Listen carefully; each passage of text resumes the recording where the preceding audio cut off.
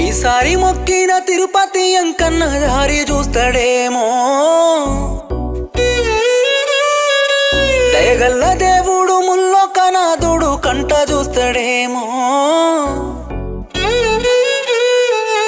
ఈసారి మొక్కిన తిరుపతి అంకన్న దారి చూస్తాడేమో.